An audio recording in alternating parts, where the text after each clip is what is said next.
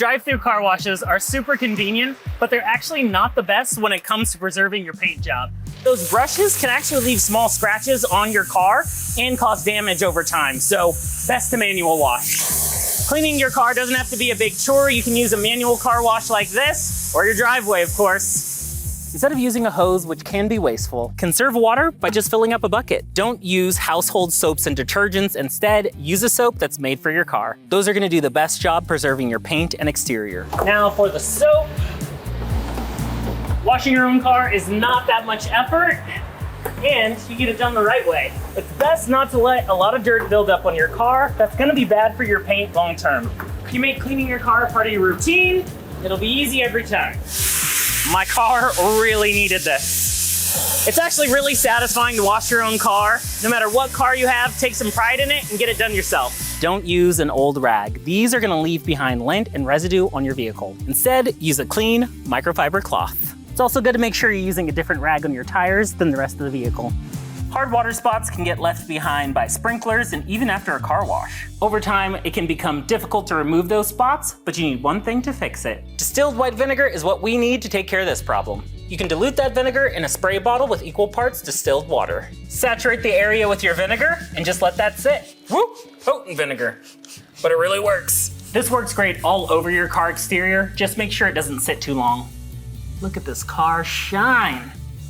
Like the top of the Chrysler building. Wipe it down with a clean rag. Now it's time to get back out there and get it dirty again. Back on these dirt roads. If your car has foggy headlights, we can fix that. Over time, the plastic gets weathered. The solution will make you smile. Yep, toothpaste. You'll need a clean microfiber rag and some elbow grease. Apply the toothpaste to the plastic in small circular motions.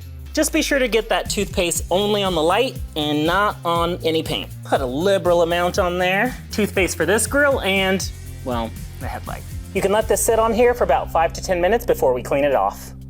It helps if the toothpaste has baking soda in it or add some from your cabinet. To finish up, I've got a clean rag and I'm gonna wash everything down with some distilled water.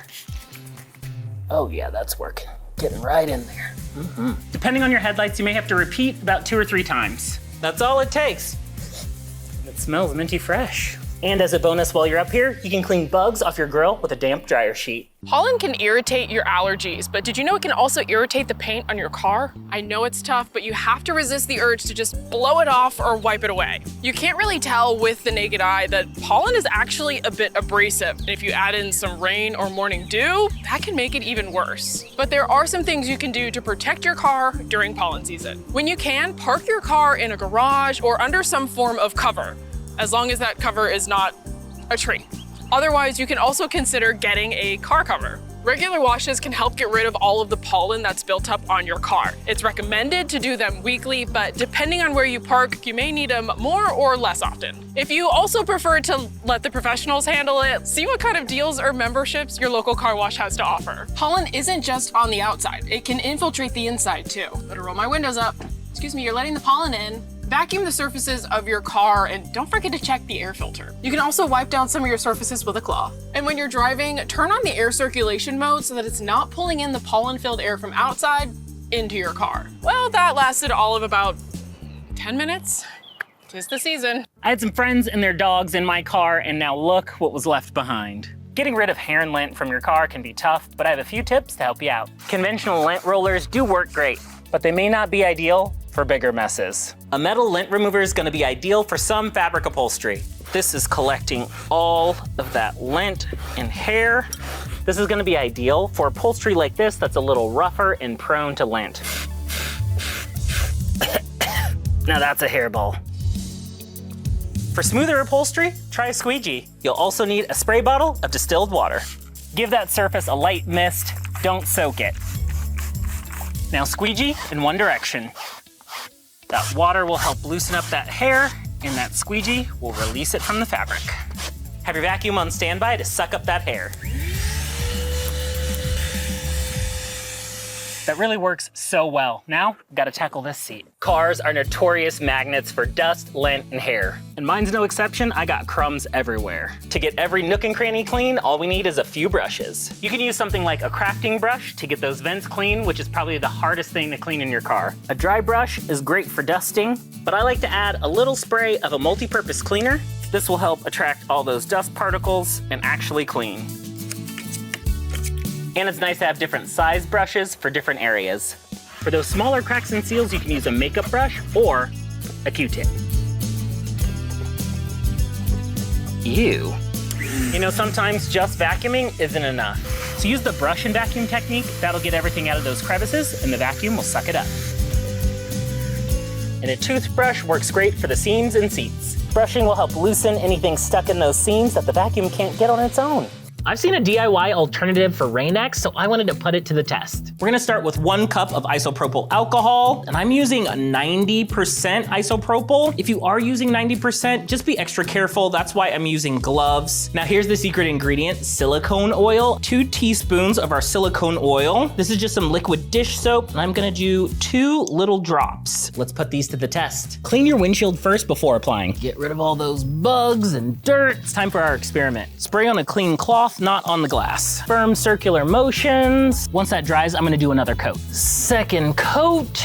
Same thing for the Rain-X, 2 coats. Let it dry, then reapply. I do recommend applying this in a well-ventilated area. You might wanna move your car out of the garage. 3, 2, 1. Rain!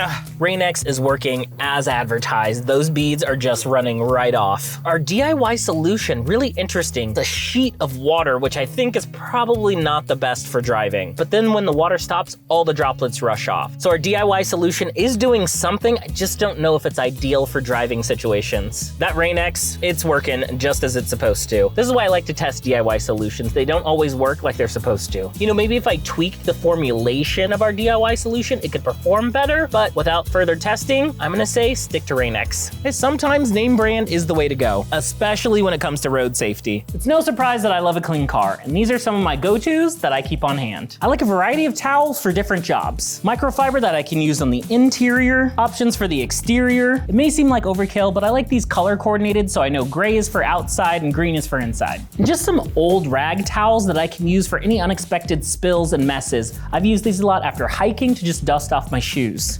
Trash bags are also great to keep in your car for trash, or even after a beach day, you can put your wet, sandy stuff right in here. If you have a smaller vehicle, you can use a smaller container and less towels. Pays to have an SUV sometimes. I also love automotive dash wipes. You can pick these up from automotive stores or online, but I sometimes get a few extra when I go to the car wash. For sticky hands and personal use, some on-the-go wipes also help. Just make sure they're sealed tightly and keep a small pack versus something larger. Whatever your favorite air freshener option is, I like to have a backup ready to go. Tissues are also great when you're on the go, and these 2 packs are perfect for the car. And for my next trick, magic. I can juggle napkins. And let us not forget the age-old car care tip. Ask for extra napkins at the drive-thru. I like to keep them in a baggie, that way they don't end up a big mess in my center console. If you're vacuuming your car, one clever tip I love is to use a massage gun that'll agitate dirt and dust so the vacuum can suck it up. You just may want to give it a wipe down after. What are some other helpful items you keep in your car?